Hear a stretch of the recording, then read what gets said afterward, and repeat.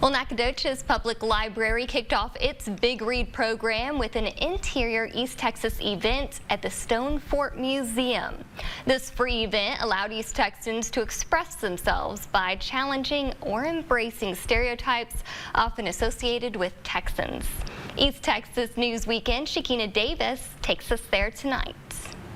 Annually, Nacogdoches Public Library holds a big read, giving copies of the same book throughout the community. This year's focus is Interior Chinatown by Charles Yu, digging into stereotypes and identity. We have events and discussions and film screenings and things like that related to the book in some way. The Stone Fort Museum challenges stereotypes about Texans, including the perception of wearing a cowboy hat and boots. So it's really just sort of playing with the notion of, we are all stereotyped in some way. Nacogdoches Public Library Assistant Manager Crystal Hicks says the event was intended to encourage people to question these stereotypes in an enjoyable way. Once you recognize that there are stereotypes, particularly if you're thinking about how it applies to you, that helps you to develop and to increase your empathy for other people. Hayden Thacker says everyone is more than a stereotype. It's important for people like this to kind of embrace the stereotype because there is a lot of hatred around it, but there is a lot of good stuff around it. There's a culture.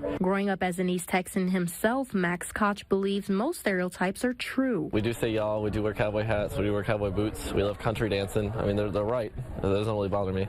Plus, I'm proud of it. I mean, it's our history, it's our heritage, it's tradition.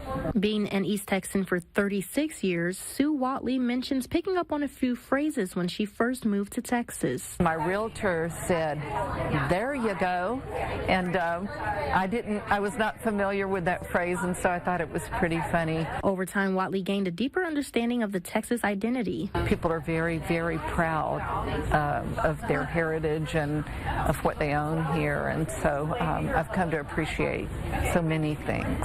Shekinah Davis, East Texas News Weekend. The Big Read program will continue until March 23rd, followed by additional events aligned with the book.